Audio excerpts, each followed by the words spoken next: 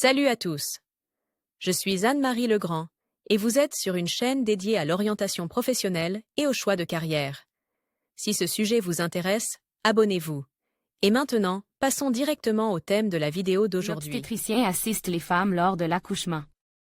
Il s'agit d'un spécialiste de niveau médical moyen, qui peut à la fois pratiquer des accouchements de manière autonome et assister le médecin.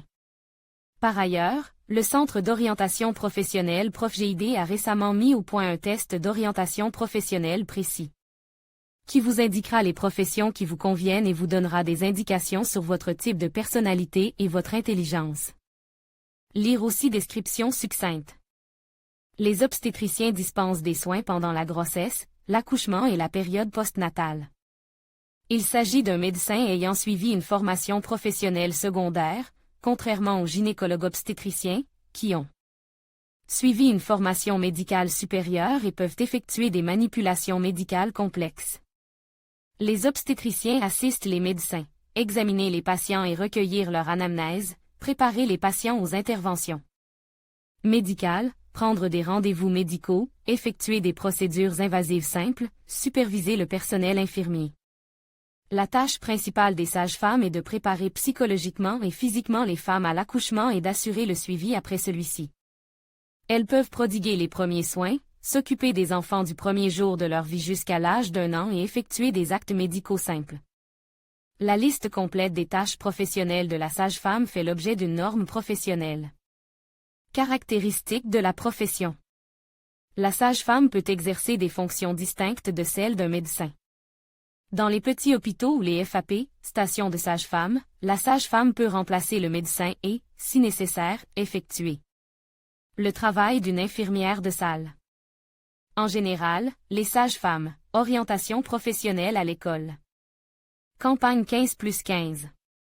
Offre spéciale pour les écoles, les enseignants et les conseillers d'orientation travaillant avec les écoliers. Dispensation, patronage des femmes enceintes, des accouchés et des nouveau-nés, des patientes souffrant de maladies gynécologiques. Effectue des examens initiaux, oriente les patientes vers des spécialistes spécialisés, pour des diagnostics ou des analyses. Assister les accouchements sans complications et aider les gynécologues obstétriciens pour les accouchements compliqués, observer.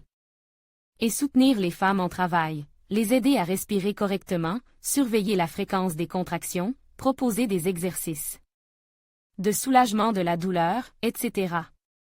Fournir des soins d'urgence liés à la pratique de l'obstétrique, préparer les instruments, l'équipement et les médicaments nécessaires. À la gestion des rendez-vous des patients ou des interventions chirurgicales, travailler en tant qu'assistant pendant les interventions chirurgicales, effectuer des prélèvements pour des examens de suivi, tenir les dossiers médicaux, évaluer les résultats d'analyse. Simple, surveiller les nouveau-nés, conseiller les parents en matière d'allaitement, de régime alimentaire, d'alimentation artificielle et de soins aux enfants. La profession d'obstétricien est plus souvent choisie par les femmes, mais la voie n'est bien sûr pas fermée aux hommes. Avantages et inconvénients de la profession. Il n'est pas nécessaire de faire des études supérieures, une école de médecine suffit. Forte demande sur le marché du travail. Le travail apporte principalement des émotions positives, la naissance d'un enfant est une grande joie pour les parents comme pour le personnel médical, et ce sentiment ne s'émoussait pas au fil des ans. La profession de sage-femme fait partie des professions éternelles, elle existe il y a des milliers d'années, elle est toujours d'actualité et ne disparaîtra pas à l'avenir. Il n'y a donc pas lieu de s'inquiéter de son avenir. Le contact permanent avec les patients augmente la probabilité de contracter divers types de maladies infectieuses, bactériennes et virales. Horaire de travail irrégulier, charge physique élevée.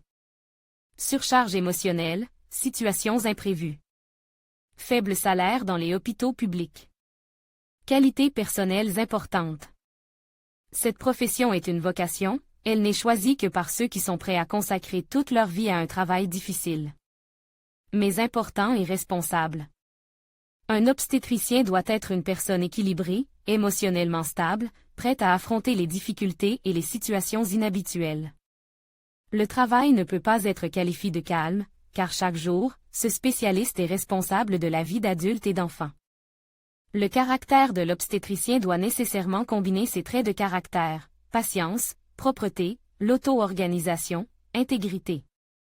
L'attention, conscience professionnelle, maîtrise de soi, sens du tact, discernement, esprit d'initiative. Une pensée critique, logique et clinique bien développée, une bonne élocution et la capacité d'évaluer objectivement la situation sont nécessaires. Les sages-femmes doivent souvent prendre des décisions critiques rapidement, d'où l'importance de la rapidité de réaction. Formation pour devenir sage-femme. La profession de sage-femme, obstétricien, s'obtient dans les facultés de médecine.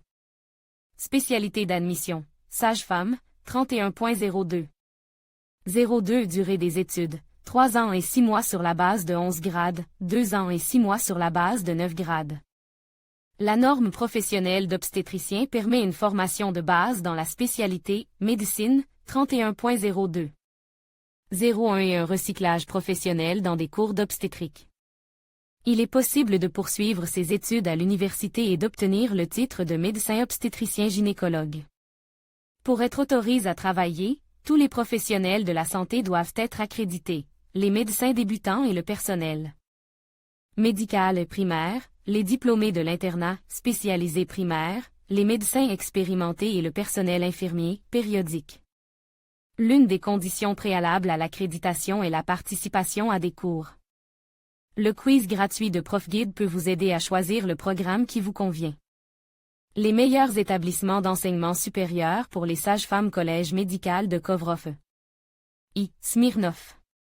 Collège médical régional de Sverdlovsk, Ekaterinbourg.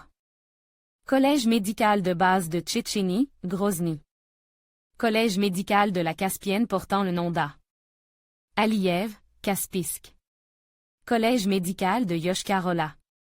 Faculté de médecine de base du Daghestan R. P.A. Kirkanov, Makashkala.